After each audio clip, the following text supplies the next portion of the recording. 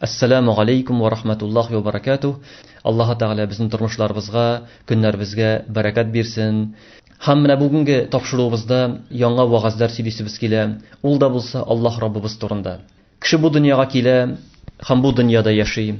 Яңа гына бу дөньяга килүгә аңар суларга һава кирәк. Аңар ашарга ризык кирәк, аңар эчәргә су кирәк. Һәм башка әйберләр барсы даган кирәк. Һәм моны кем бирә? Әлбәттә без әйтәбез, әни бу дөньяга китерүгә сәбәпче. Аның күкрәгенә сөт төшә, ул баланы имезә башлый. Ләкин кем аңар сөт биргән? Кем аңар шулай итеп бар иткән? Кем аңар суларга һава биргән? Аның тәнен шундый рәвештә бар иткән. Аллаһка иман китерүче кешеләр әйтә, ул Аллаһ Раббыбыз дип. Шулай итеп кеше бу дөньяда яши, укый, гыйлем ала, Аллаһны таный, Аллаһка гыйбадәт кыла, әҗәл вакыты җиткәч, ул бу дөньядан китеп бара. Һәм без ышанабыз, бу дөнья бетү белән әле кешенең хәле бетми. Ул барзах хәленә керә. Аның җаны я газапта, я нигъмәттә була, аннары үлеп терелмәк бар. Үлеп терелгәннән соң Аллаһ каршына җавап бирәсебез бар. Гарш майданында, Гарасат майданнарында басып торасыбыз бар. Шуннан соң һәр кешенең дәген ахыргы урыны я җәннәт, я җәһәннәм булачак. Аллаһ Раббыбыз барыбызны да аннан сакласын. Менә шушы кеше хәле нәрсәгә бәйле? Ул бу дөньяда яшәгәндә һәм мәңгелек тормышында ул Аллаһка бәйле. Biz bu dünyada килгәч, мәктәп яшенә җиткәч, күп фәннәр өйрәнә башлыйбыз. Аллаһ Раббыбыз бу дөньяга кулган законнарны өйрәнәбез, физика, химия, биология, башка төрле фәннәрне өйрәнәбез. Кешеләр бу дөньяда рәхәт яшәсеннәр өчен, аларга җиңеллек булсын өчен бик күп технологиялар алга китте. Шушы законнарны өйрәнеп, кеше үзенә бу дөньяда тормышын җайлаштыра. Барсындагын Аллаһ Раббыбыз куйган законнар. Ләкин без менә шушы законнарны куйган, менә безгә тереклек биргән, безгә яшәү өчен ризык биргән, сәламәтлек биргән Аллаһ Раббыбызны беләбезме? Кем ул Аллаһ? Менә шуның турында сөйлисем килә. Бер кичкенә генә мисал китерәсем килә. Президент сайлау башланса, яки депутатлар сайлау башланса, ул кеше турында мәгълүмат бирәләр. Кайда туган, кайда үскән, кайда яшәгән, нинди спорт белән шөгыльләнә, нәрсәне ярата, нәрсә тия, нәрсәне яратмый, гаилә хәле, балалары, бөтен мәгълүматны аның турында бирәләр. Тормышка карашы, фикерләве, дине турында барлык мәгълүматны аның турында бирәләр. Чөнки сайлаучы кеше ул кеше турында күбрәк беләсе килә. Шулай ук әгәр дә ул президент булса, аның инде һәр ягын яктыртырга тырышалар, аның яхшы якларын гына күрсәтеп, халыкка мәхәббәтен уятырга тырышалар. Ни өчен? Чөнки ул шәхесне белсә, ул аны яратачак, ул аңар тавышын да бирә, ул аны хөрмәт итәчәк. Ягъни шәхес турында мәгълүмат ул гади халыкка бик мөһим. Нәкъ шулай ук икенче бер мисал. Әгәр дә без, мәсәлән, үзебезнең кызыбызны кияүгә бирергә теләсәк, яки шулай ук бер гаиләдән кыз алырга теләсәк, без ул гаилә турында белешәбез. Аның әтиянисе кем, нәселе кем, туганнары кем, дине ничек, һәм башка барлык җентеклек әйберләрен белергә тырышабыз. Ни өчен? Чөнки бер кешедәген теләсә кемгә үзенең кызын бирәсе килми, һәм теләсә нинди кызны гаиләсенә алып кайтасы килми. Һәр кешедәген аны белергә тырыша. Ә менә без бу дөньяга килдек. Һәм бу дөньяга бару итүче Аллаһ Раббыбыз турында без беләбезме? Аллаһ Раббыбыз аның турында үзе бик күп аңлатты. Галимнәр әйтә, әгәр дә кешегә Аллаһ Раббыбыз үзе турында аңлатмаган булса, кеше фитри иман белән дөньяга килә. Пәйгамбәребезнең хадисенә таянып, фитри иман белән дөньяга килә һәм бер нинди тышкы тәэсирсез калдырсан, ул кеше иманлы булыр иде. Таныр иде, ниндидер бер зат, бер олы зат ул мине бар итте. Чөнки тик торганда бер әйбердәген үзеннән үзе була алмый. Бу галәмне бар итүче зат дип ышаныр иде. Ләкин кем ул? Аның сыйфатлары, нәрсә ул куша, нәрсәдән тыя, ничек яшәргә куша, без аны белә алмас идек. Шуңа күрә Аллаһ Раббыбыз үзенә рәхмәте белән ул безгә Коръән иңдерде. Пәйгамбәрләрен җибәрде һәм алар аңлатып бирделәр. Кем ул Аллаһ? Аның исемнәре нинди? Аның сыйфатлары нинди? Нәрсә ул кыямәт көне? Кайчан булачак? Кешенең яшәү максаты, ни өчен яши, ничек яшәргә тиеш, барсындагын Аллаһ Раббыбыз аны аңлатып бирде. Коръән Кәрим ул безнең пәйгамбәребезгә Мөхәммәд саллаллаһу алейхи ва сәлләмгә ингән китап. Анда Аллаһ Раббыбыз күп хөкемнәргә, галимнәр әйтә, аны 3кә бүлеп була дип әйтә. Аның берсендә кыссалар, алдагы килгән уммәтләр турында, алдагы пәйгамбәрләр турында кыссалар зикр ителә. Икенче бер өлеше хөкемнәр, нинди хөкем ничек булырга тиеш, ничек хаҗ кылырга, ничек ураза тотырга, намаз турында, закат турында, тормышка бәйле хөкемнәр барысы да Коръәндә аңлатылган. Өченче хөкеме Аллаһ турында. Кем ул Аллаһ? Аның исемнәре, аның сыйфатлары, менә шушы әйберләр Коръән Кәримдә аңлатылган. Һәм без бүгенге дәресләребездә, иншалла Аллаһ Тәгалә дәвамлык бирсә, дәвам итәчәкбез менә шушы өченче хөкем турында, өченче өлеше турында, Коръәндә булган Аллаһның исемнәре турында. Пәйгамбәрбез саллаллаһу алейхи ва саллям атаган исемнәре турында, Аллаһ Раббыбыз турында. Чөнки Аллаһ турында без үзлегебездән сөйли алмыйбыз. Аллаһ үзе турында үзе әйтсә генә без аны әйтә алабыз. Бу Аллаһның исеме шундый, ул шундый, чөнки Аллаһ аны Коръәндә үзен шулай дип атады. Пәйгамбәрбез үзенең сүзләрендә Аллаһны шулай дип атады дип без әйтә алабыз. Һәм бу тема бик җаваплы, бик җитди мәсьәлә. Чөнки монда без Аллаһ турында сөйлибез. Аллаһ Раббыбыз турында сөйлибез. Аллаһка кеше белмичә үзлегеннән төрле нәрсә әйтергә ярамый, һәм бу иң олы гөнаһлардан санала. Аллаһ турында сөйләү һәм икенче яктан караганда ул бик кирәкле, кешенең тормышына бик әһәмиятле бер мәсьәлә булып тора. Әгәр дәгән без тукталып китсәк, нинди фазилатлар бар Аллаһның исемнәре өйрәнүдә. Иң беренчесе, иң мәшһүре булган безнең татар халкында Аллаһның исемнәрен санау. Бик күп китаплар чыкты. Безнең бабаларыбыз борынгы вакытта язылган кул язмалар дагы бар, басма китаплар дагы бар Аллаһның исемнәрен санау. Ул пәйгамбәребезнең бер хадисенә таяна. Пәйгамбәрбез саллаллаһу алейхи ва саллям әйтте: "Инна лиллаһи 99 исман 100 илля вахида ла яхфазуха ахадун илля дахала аль-джанна." Яки икенче риваятта: "Мен ахсаха дахала аль-джанна." Аллаһның 99 исеме бар. Кем шуларны саный, кем шуларны җыя, шул җәннәткә керер диде. Галимнәр әйтте, шушы хадисне аңлатма биргәндә 99 исем. Иң беренче мәсьәлә Аллаһның исемнәре 99дан күбрәк. Чөнки башка хадислар бар. Пәйгамбәрбез саллаллаһу алейхи ва саллям атый Аллаһка мөрәҗәгать итә, синең үзендә калдырган исемнәрем белән сиңа мөрәҗәгать итәм дип әйтә. Ягъни син генә белгән исемнәр белән. Безгә җиткермәгән. Менә монда безгә җиткергән әле 99, бәлки артырга да мөмкин. Кайбер галимнәр арттырып тагын саныйлар. Ләкин Аллаһ субханаху ва тааля җәннәткә керүне бәйләде шушы 99га. Кем 99ны ятлый, өйрәнә, мәгънәсенә төшенә, шул иншалла җәннәткә керергә сәбәпче була. Менә шушы 99 исем, алар барысы да Коръәндә Аллаһ Тәгалә үзе турында, шушы сыйфатлар турында, барысы турында әйтәме? Әллә инде 99 исемнең бөтенесе дә Коръәни Кәримдә чагылмыйча, ул хәдисләрдә галимнәрнең фикеренчә шулай дип китереләме? Һәрбер исемгә тукталачакбыз. Аның иң күбе Коръәндә. Ләкин кайберләре Пәйгамбәрбез саллаллаһу алейхи ва саллямның хадисләрендә дә килде. Шуңа күрә Алла бирсә, Коръәндә булганын әйтербез, ничә тапкыр Коръәндә зикр ителде, ничә тапкыр искә алынды мәсәлән, кайсы аятларда Алла бирсә аңлатып китербез иншалла. Кайбер кеше әйтергә мөмкин, кара мин 99 исемне ятлыйм дагын җәннәткә керәм. Намаз да кирәк түгел, ураза да кирәк түгел дип, юк, алай түгел. Галимнәр әйттеләр, бу 99 исемне ятлау, аның мәгънәсе менә Коръән ятлау шикелле. Әгәр дә кеше Коръән ятласа, ләкин бер нинди гамәл кылмаса, намазын укымаса, уразасын тотмаса, әле ул аны җәһәннәмнән коткармый. Чөнки Аллаһның фарызларын үтәми ул кеше. Чөнки без беләбез, иманлы кеше җәннәткә керәчәк, ләкин гөнаһысы өчен ул башта газапка тартылырга мөмкин. Аллаһ гафу итүче, ләкин барбер намаз укымасан, ураза тотмасан, син әле газаптан котлам дигән сүз түгел. Шуңа күрә менә бу 99 исемне белү, аның белән гамәл кылу. Ягъни бу безгә нәрсәгә ярдәм итә? Син Аллаһның исемнәре белән беләсең. Аннары син шушы исемнәрне белгәч, тормышында аны кулланасың. Мисал өчен, мәсәлән, Аллаһның исеме Әс-Сәмиъ, ишетүче. Аллаһ ишетүче булгач, менә бел.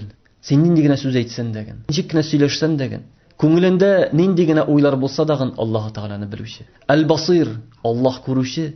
Тормышта аны кулланганда, нәрсә генә уйласан да, нәрсә генә эшләсәң дәген Аллаһ сине күрә. Мәшһүр бер мисал бар бит. Бер остаз үзенең бер шәкертен ярата торган була. Башка шәкертләр күнчеләнә торган булалар. Тегесе ярата ни өчен? Чөнки бу зирәкле малай, тақва малай.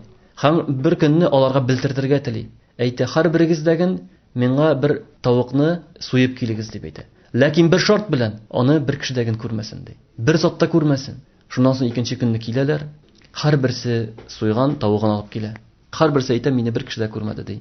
Теге малай бер нәрсә дә алып килми. Тавыгын тере килеш алып килә. Ни өчен?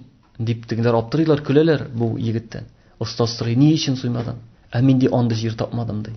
Чөнки кая гына барсам да мине Аллаһ күрә ди. Сез бер зат та күрмәсен дидегез ди. Кеше генә түгел, зат та күрмәсен, ә бит мине Аллаһ күрә. Шулай итеп теге башка шәкертләр арасында бу шәкертнең дәрәҗәсе арта. Шуңа күрә менә шушы Әл-Кауи, Аллаһ бийек кодрәтле, Әш-Шафи, шифа бирүче. Ягъни без сәбәбен кылабыз, давалыйбыз, ләкин шифаны Аллаһ бирә.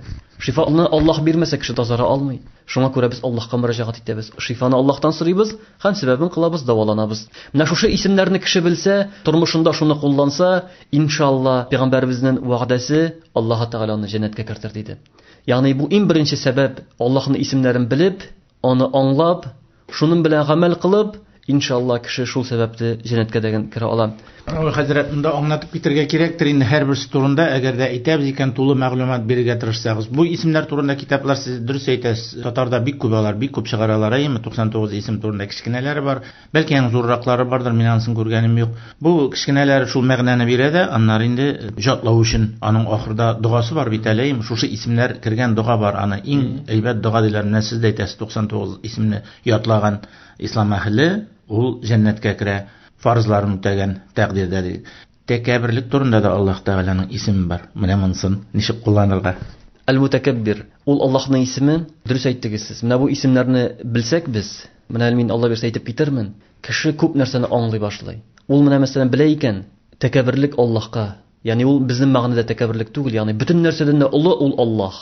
Һәм ул кеше күпме генә кешеләрдән үстен булсан дагын, тәкәбберләнсән дәген, бел, Аллаһ синнән өстенрәк. Хәтта кыямәт көнендә тәкәббер кешене кырмыска шикелле итеп бар итер диде. Кичкенә рәвештә бар итер ди. Алар теге бу дөньяда кешедән үстен булсалар, Аллаһ Тәгаланың түбәнгә төшерер дип әйтә. Менә бу исемнәр турында әйткәндә, Аллаһка ошау дигән нәрсә бар. Аллаһка ошау сыйфаты. Ягъни менә мәсәлән Әл-Кәрим, Аллаһ юмарт. Мусульман кеше юмарт булырга тырышсын. Әл-Гафу, Аллаһ гафу итүчән, син дәген гафу итәргә тырыш.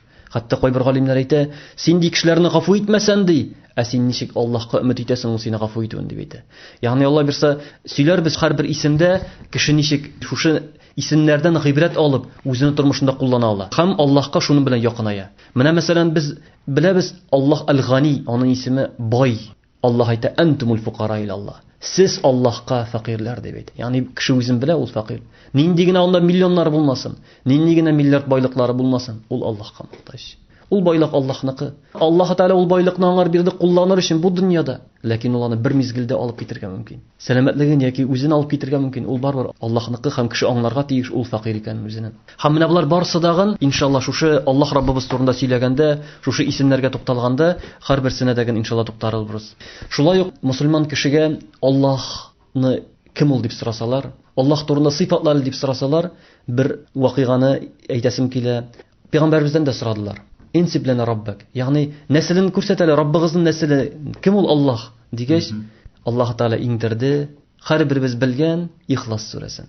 Кул хуаллаһу ахад, Аллаһус самад, лам ялид ва лам юлад ва лам якул лаху куфуан ахад. Аллаһ Тәгалә әйтергә кушты, әйт эй Мухаммад, Аллаһ ахад, Аллаһ бер. Аллаһус самад, Аллаһ бер нәрсәгә дә мохтаҗ түгел. Һәм самад турында киңрәк сөйләрбез Алла бирсә. Лам ялид ва лам юлад, ул тумады, тудырылмады. Тудырмады.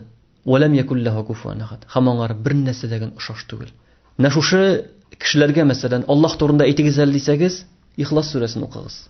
Ихлас сүрәсендә Аллаһ Тәгалә үзе турында кешегә кирәкле әйберне бөтенесен дәген әйткән. Һәм менә монда әйтәсе килә, Аллаһның исемләре турында әйткәндә, сыйфатлары турында әйткәндә, күз алдында тотарга кирәк бер бик җитди мәсьәләне, ул да булса лам якул лаху куфуан ахад. Аллаһка бер нәрсәгә дәген ошамады. Лейса камислихи шей. Аллаһ Тәгалә әйтә, лейса камислихи шей ва хуас самиғул басир.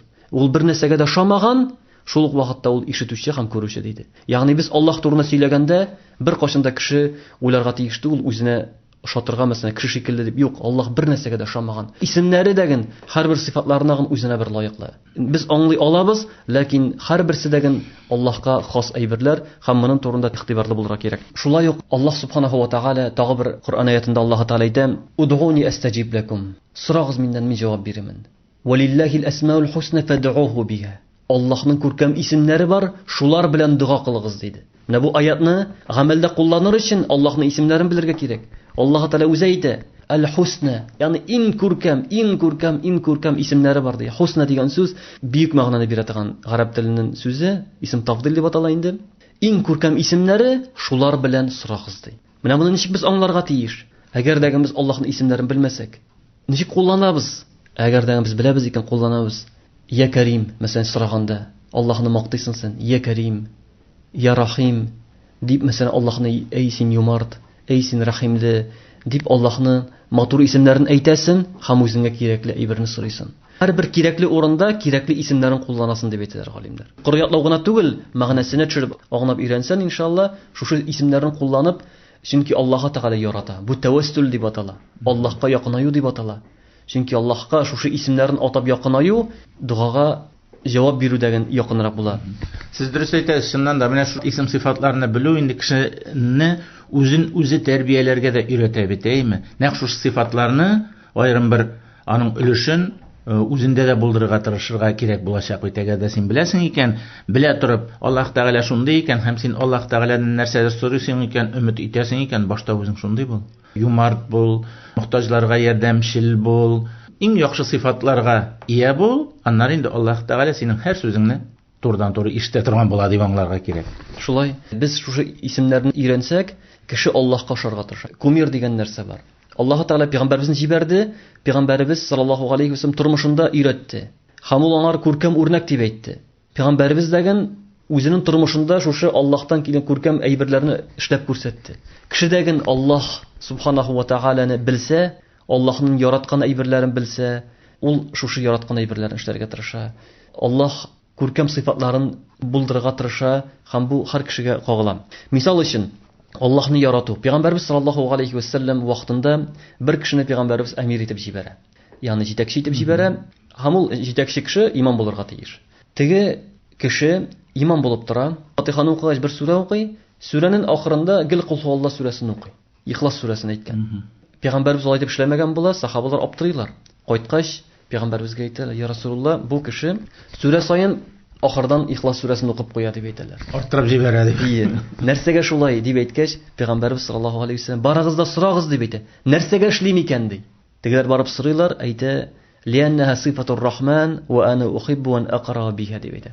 Бу сүрәдә Аллаһның сыйфаты дип әйтә.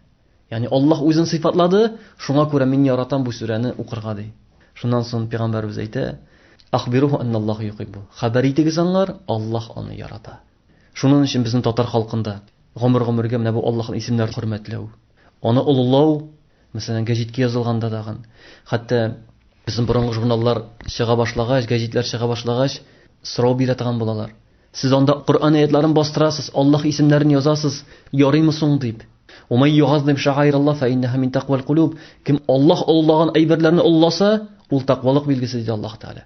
Шуңа күрә менә бу гәҗитләрдә Аллаһ исеме языла икән, аны теләсә кая ташларга ярамый. Календарьларда, журналларда Аллаһ исеме бар икән, аны теләсә кая ташларга ярамый. Аны җыеп барырга һәм инде киңәш ителә күмергә дип инде. Кайбер галимнәр рөхсәт итте ягырга дип, ләкин иң әйбәте аны күмеп кую, ул инде хәерле санала. Һәм шулай ук Аллаһ субханаһу ва тәгалә исемнәрен белү төрле бәла-казалардан коткару. Чөнки пәйгамбәрбез саллаллаһу алейхи ва саллям мәсәлән дуга өйрәткәндә Аллаһның исемнәрен белән, мәсәлән, мисал өчен дуга килә: "Ла илаха илляллаһул азимул халим, ла илаха илляллаһ раббус самавати ва раббил арди ва раббил аршил азим". Бер бәла килсә, шушы дуганы укысын дип әйтте. Аның мәгънәсендә: "Эй Раббым, Аллаһ бийек, йомшак, юмарт, ул бүтән күкләрнең, җирнең Раббысы, Гаршның Раббысы" дип, шушы исемнәр белән, сыйфатлар белән Аллаһка мөрәҗәгать итәргә кушты. Һәм Карик Юнус алейхиссаламга. Юнус алейхиссаламны балык ашады. Балык йотты. Шуннан соң Юнус ничек мөрәҗәгать итте? "Ла илаха илля ант, субханака инни кунту миназ залимин". Эй Раббым, синнән башка илаһ юк.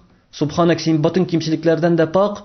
Мин залим кылычлардан, мин гынах кылычлардан булдым дип әйтте. Хаталандым дип әйтте. Фастаҗабна лаху диде Аллаһ Тәгалә. Без аңар җавап бирдек ди. Ни өчен Аллаһ Тәгалә Юнуска җавап бирде? Фиргаун диңгез каплаганда суга бата башлагач, ул дагы мөрәҗәгать итте. "Аманту биллади амана биһи бани Исраил" диде. Мин иман китердем, бани Исраил иман китергән затка диде. Ләкин Карик без Юнус алейхиссалам чик дуга кылды. "Ла илаха илля ант", Аллаһка син дип. Синнән башка илаһ юк, чөнки ул якын Аллаһка. Ул бу дөньяда яшәгәндә, кешеләрне дингә чакырганда, ул Аллаһны онытмады. Аллаһка гыйбадәт кылучан булды. Һәм ул хаталанды, шушы хәлгә төште һәм эй Раббым, синнән башка илаһ юк. Эй Раббым, син дип мөрәҗәгать итте Аллаһка. Аллаһка, чөнки гарәп телендә сез, син дигән аеру югандый. Син дип әйтү ул киресенчә якынны гыната. Якын дигәнне гыната. Шуңа күрә Аллаһка сез дип әйтелми Коръәндә дәгән теге, чөнки күплек сан белән әйтә, Аллаһ үзен без дип әйтә, ул уллау мәгънәсен аңлата. Гарәп телендә бар ансы. Менә патша яки үзен улларга теләсә без дип әйтә, ләкин мөрәҗәгать иткәндә син дип Аллаһка әйтә. Һәм бу теге кимчелек түгел дип әйтәсем килә. Фиргаун Аллаһны танымады. Аллаһның якын дустына душман булды.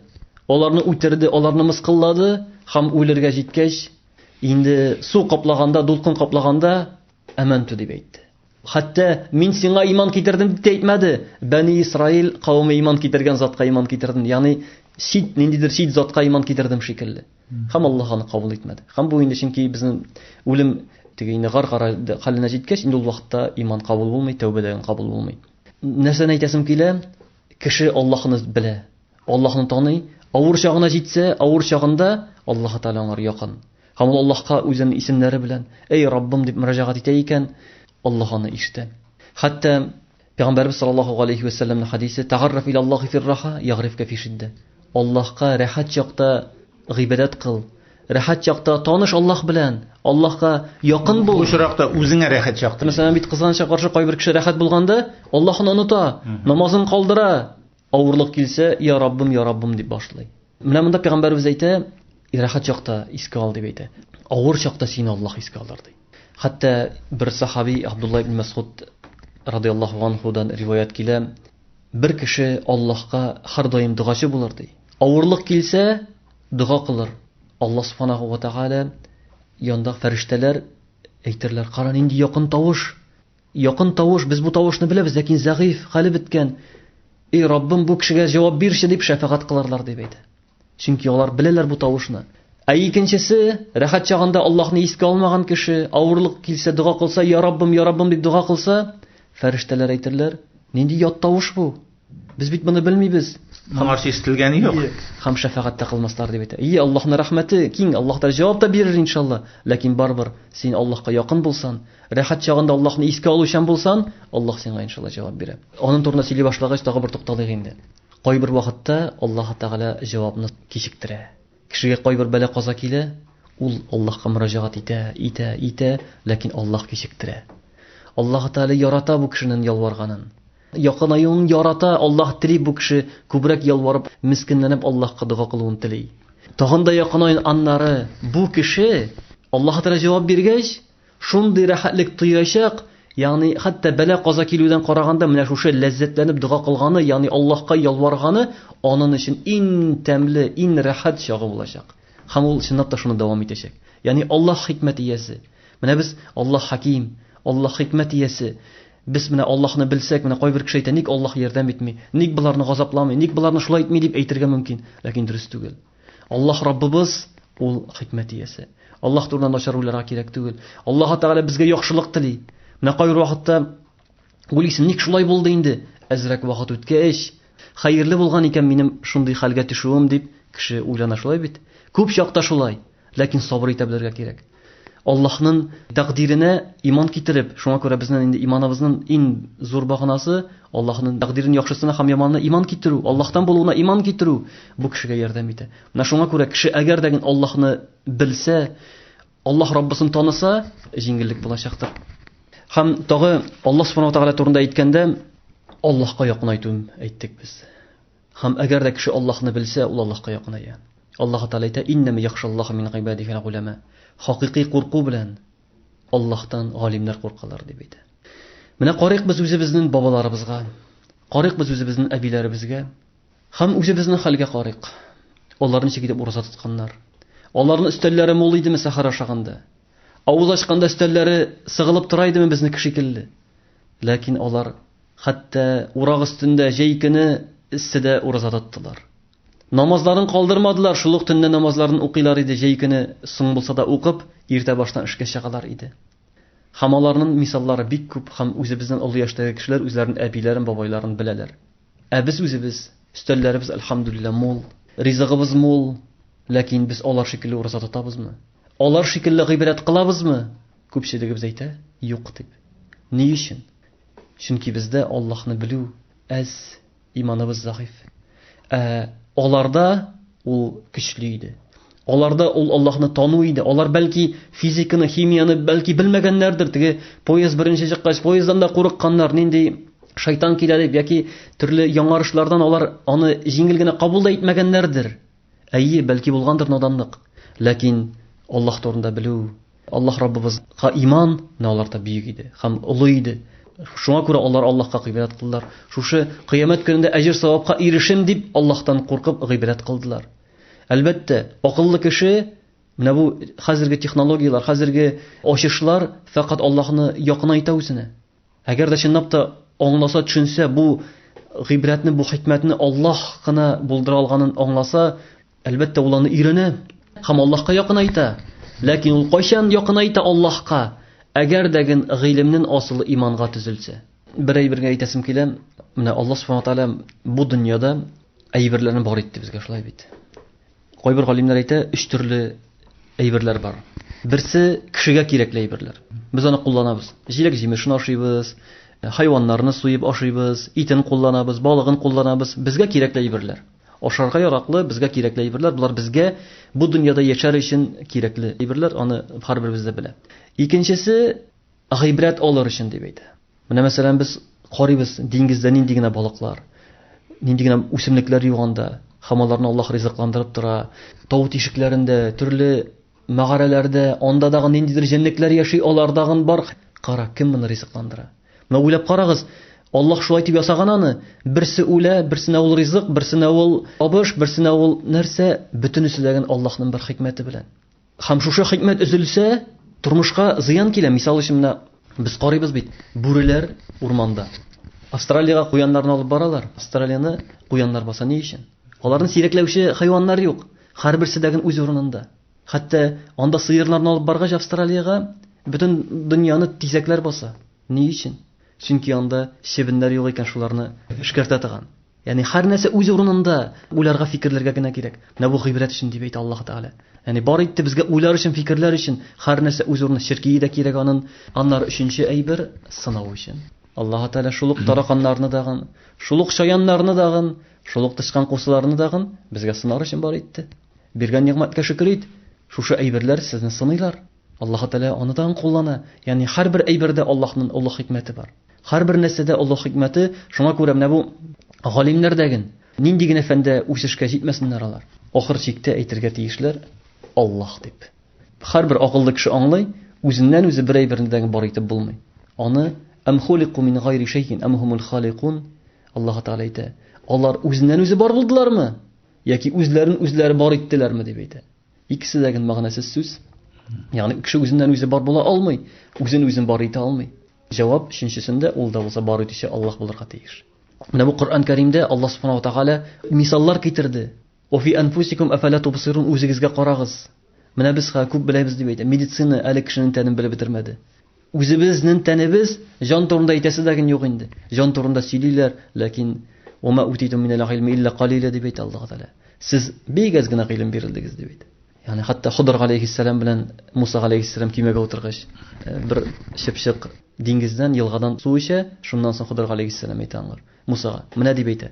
Менә бу диңгез белән яки елга белән чагыштырган, Аллаһның гыйлеме, ә менә шушы куш алган, авызына кергән су тамчысы, ул безнең бирелгән гыйлем дип әйтә. Ягъни Аллаһның гыйлемен без белеп бетә алмыйбыз. Шуның өчен менә шушы әйберләрне без өйрәнсәк, Аллаһ турында өйрәнсәк, булар барсы дагын иншалла шуны күбрәк аңларга, белергә безне якынайтачактыр.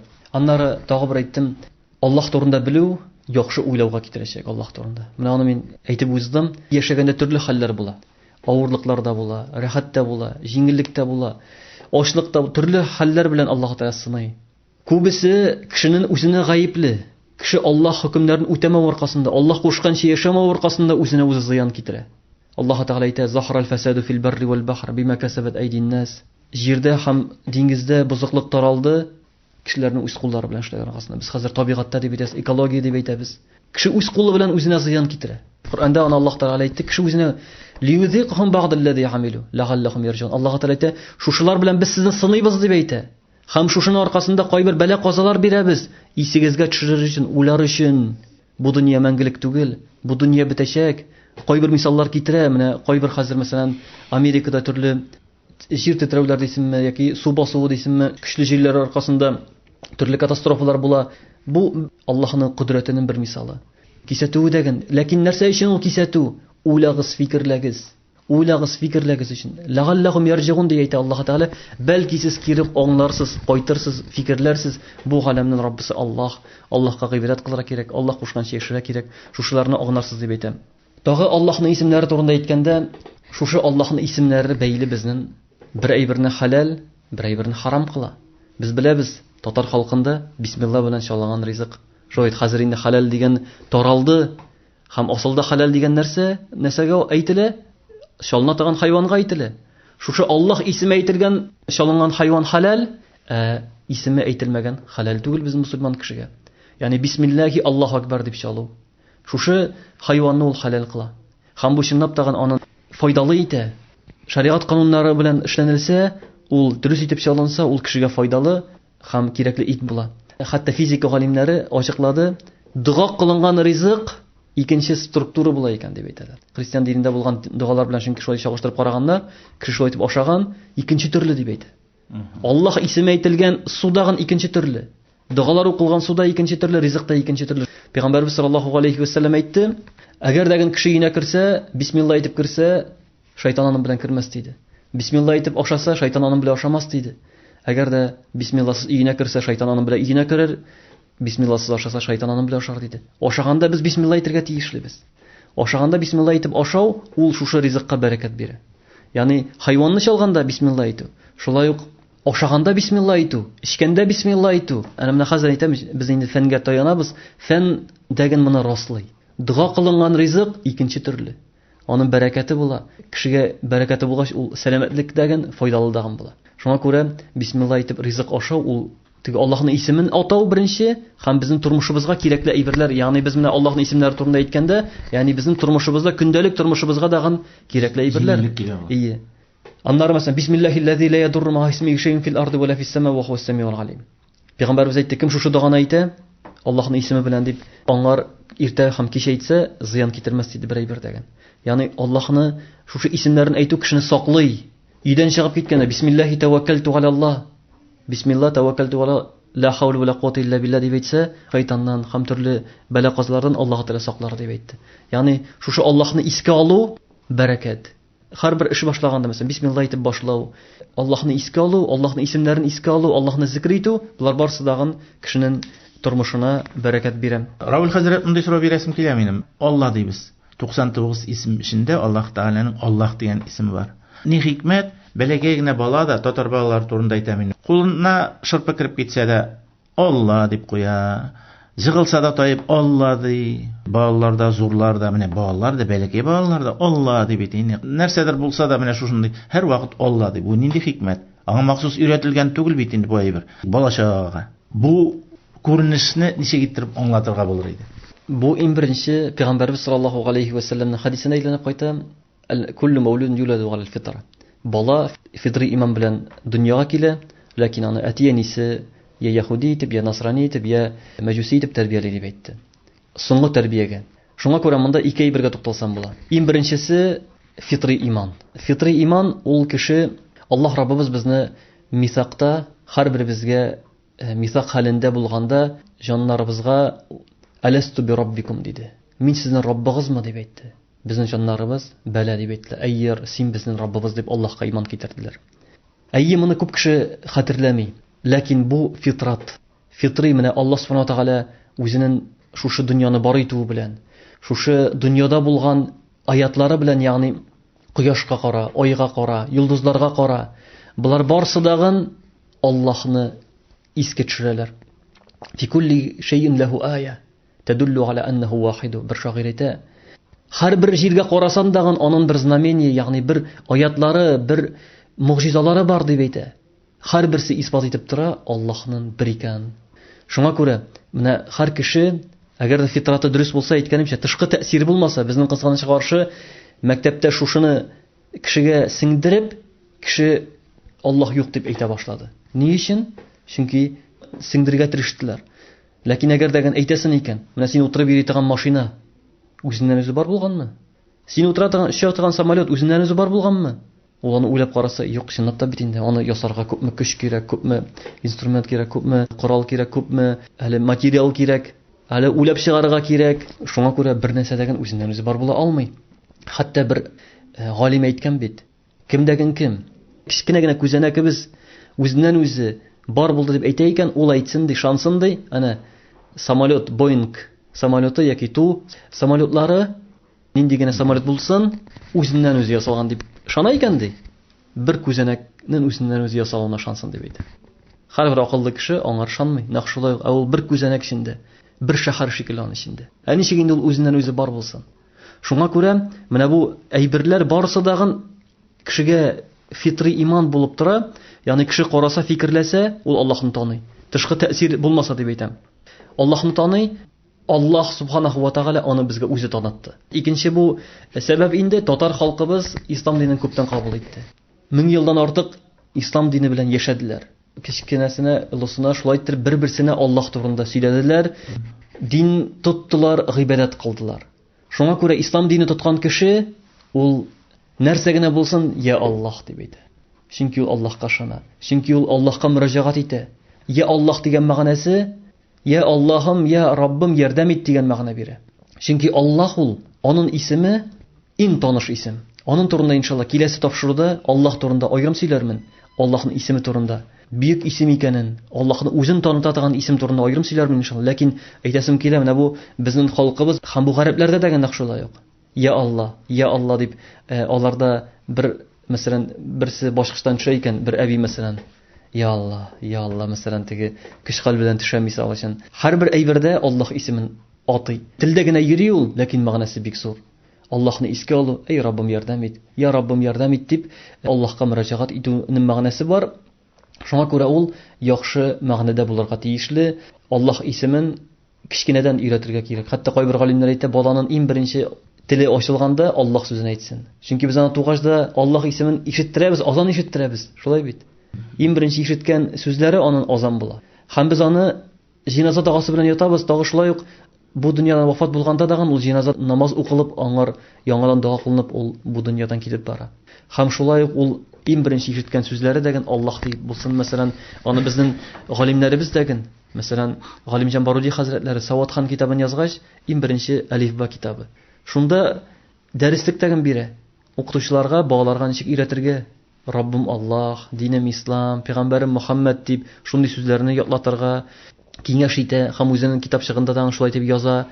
Шуңа күрә без дәген, мәсәлән, балаларыбызны шушы үсеп килгән буынны шу Аллаһ исеме белән үстерсәк, иншалла, телләрендә Аллаһ булса, һәм күңелләрендә дә иншалла Аллаһ булачак, алар Аллаһны искә алганда бу дөньяда үзләре генә түгел. Бер кеше күрмәсә дәген, сине Аллаһ күрә.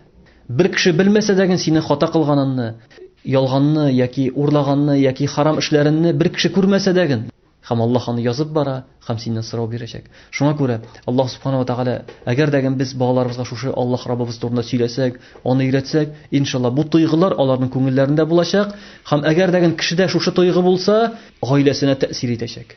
Балалары шундый булачак.